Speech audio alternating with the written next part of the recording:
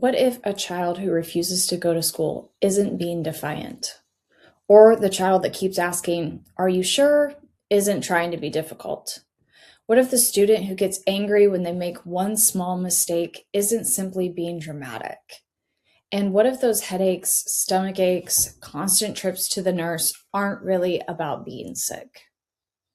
Sometimes anxiety in children and teenagers looks very different than what we expect it to. And when we don't recognize it, we may respond to the behavior without understanding what's actually driving it. I'm Amanda Hill, licensed mental health counselor and owner of the private practice Connections of Hope. We have multiple different locations in the state of Indiana, and we serve all sorts of individuals. I've worked in the mental health field for more than 20 years, helping children, teenagers, adults, and families navigate anxiety, relationships, family dynamics, and emotional health. And one of the most important things I want parents, teachers, and school professionals to understand is this: anxiety doesn't always look anxious. A student may never tell you, "I'm anxious," but instead say things like, "I don't want to go," or "I can't do it," "My stomach hurts," "I don't care, leave me alone," or they might not say anything at all. So let's talk about some of the less obvious ways anxiety can show up in these kiddos. Number one, avoidance. As a matter of fact, one of the biggest signs of anxiety is avoidance. A student may procrastinate on an assignment, avoid participating in class, suddenly want to quit an activity, refuse to give a presentation, or repeatedly even try to get out of situations that make them uncomfortable. From the outside, this can look like laziness or lack of motivation. But underneath the avoidance may be a thought like, what if I fail? What if everyone laughs at me? Or what if I don't know the answer? Avoidance gives the brain immediate relief from anxiety, and that's why it can become such a powerful cycle. The more students avoid what makes them anxious, the more threatening that situation actually begins to feel. Number two, perfectionism. We often praise high-achieving students without realizing that sometimes their achievements are being driven by anxiety. See, there's a difference between wanting to do well and feeling like you can't afford to make a mistake. An anxious student may spend far too long on an assignment. They may repeatedly erase and rewrite their work. They may become extremely upset over a B instead of an A, or they may procrastinate because they're so afraid of doing something imperfectly that they struggle to start at all. Perfection isn't always about ambition. Sometimes it's anxiety saying, if I can do everything perfectly, maybe nothing bad will happen. Number three, school refusal. This is another behavior that can easily become a battle between adults and children. Your child may cry in the morning, refuse to get dressed, beg to stay home, complain of feeling sick, or experience a complete emotional meltdown before school. This doesn't automatically mean they simply don't want to follow the rules. If you find yourself in a similar situation, it's imperative that you ask, what is making school feel unsafe or overwhelming to this child? It could be academic pressure. It could be social anxiety, bullying, separation anxiety, fear of failure, sensory overload, or another emotional or developmental concern. Just remember, the goal isn't simply to remove every uncomfortable situation as you deal with the issue. It's to understand what is driving the refusal so we can help the student build the skills and confidence necessary to cope with it. Number four, irritability. This one surprises a lot of adults. Anxiety can actually look a lot like anger, especially in children and teenagers. An overwhelmed nervous system doesn't always produce tears or fear. Sometimes it produces statements like, "Stop asking me," or "Leave me alone," or "I said I'm fine." A student may become argumentative, short-tempered, defensive, or easily frustrated. But that doesn't mean inappropriate behavior should simply be ignored. Boundaries and expectations still matter, But it's important to recognize that sometimes what looks like an attitude problem is actually an overwhelmed student who doesn't yet know how to communicate that they are struggling. Number 5, physical symptoms. Anxiety isn't just something we experience in our thoughts, we also experience it in our bodies. Students may complain about stomach aches, headaches, nausea, fatigue, racing heart, dizziness, or feeling like they can't breathe. And believe it or not, these symptoms can be very real for them.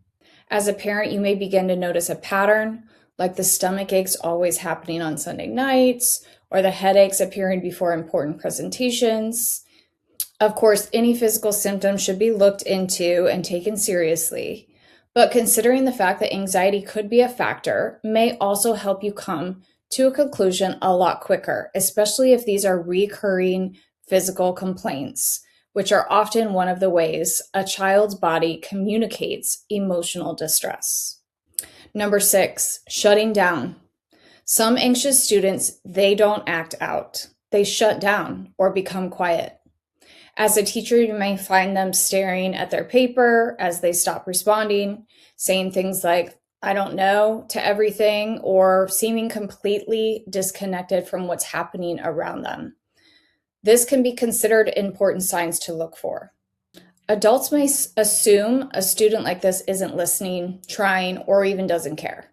But sometimes their nervous system has simply become overwhelmed, and in that moment, when a teacher or a parent is demanding an immediate explanation by saying things like, "Tell me what's wrong," or "Why aren't you doing your work?" or worse yet, honestly, "Answer me." These kinds of comments or statements make it harder for them to respond. Sometimes regulation for these kiddos has to come before conversation. Number 7, reassurance-seeking. Finally, you want to pay attention to students who constantly need reassurance. These are the kids who are asking things like, "Are you sure this is right? Are you sure you're picking me up? Are you sure I'm not in trouble? Do you think the teacher is mad at me? Or is this good enough?" Reassurance for these kids calms their anxiety temporarily. But unfortunately, that relief doesn't last. So the student asks again and again and again.